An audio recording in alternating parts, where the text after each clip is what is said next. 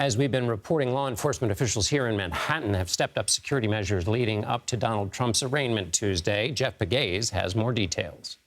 With the former president's arrival here in New York, the city is on high alert tonight. Trump Tower, the 58-story building in the heart of one of the world's most famous avenues, is all but surrounded by security barricades, swamped by police and Secret Service. Police tell us there are no specific or credible threats, but they are prepared for violence. There are about 35,000 police officers in uniform in this city right now, ready to deploy if there are problems. There may be some rabble-rousers thinking about coming to our city tomorrow. Our message is clear and simple. Control yourselves. Investigators from the FBI, NYPD, and Secret Service are combing through social media for any possible plots similar to the January 6th attack.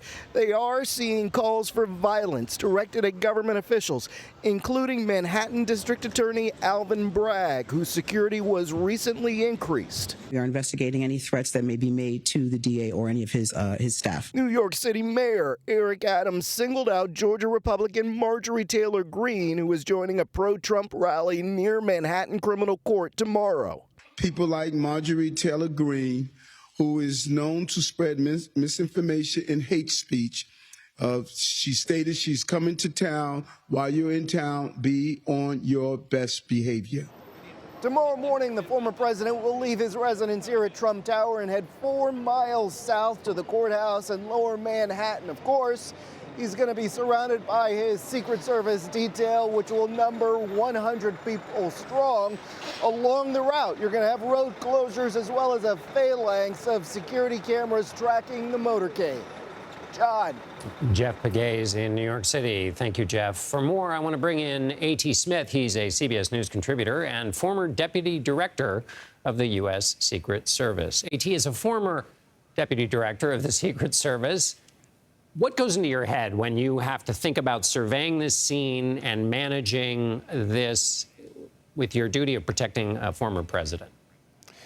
Well, John, it's obviously a very unique undertaking, but I would just remind folks that this is a routine day in a way for the Secret Service. They have protective details all over the country at any given time, and as you well know, during the United Nations General Assembly in New York City, there is well over 100 foreign leaders in the city at one time. So while this is unprecedented and certainly unique, the Secret Service is certainly up for the task, and they are aided by probably the best law enforcement partner that you could have, and that's the NYPD. There's no other agency anywhere in this country that is better prepared to deal with First Amendment rights, but at the same time demonstrations, large crowds, and sort of the outpouring of people that you may well see in the public from time to time at events such as this.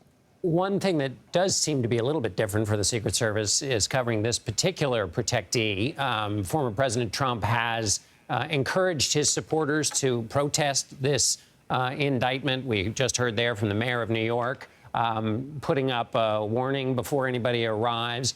How much of a challenge does that make it for the Secret Service, which is essentially to protect a protectee who is also adding to the destabilization of the moment by encouraging his supporters to protest at a focal point moment like this?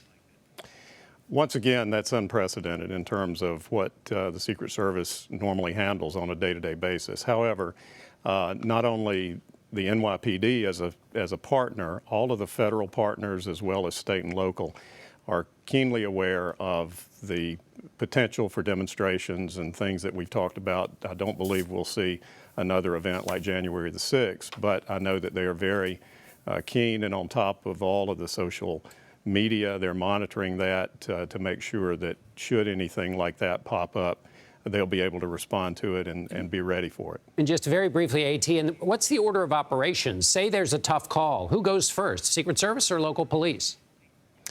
Well, in terms of the protection of the former president, it's the Secret Service. It's their responsibility. They're mandated by law to protect him.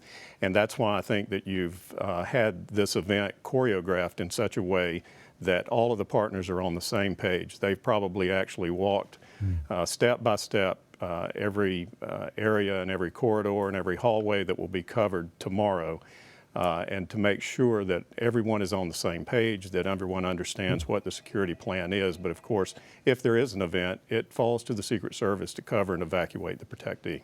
All right, A.T. Smith, thank you so much. Thank you.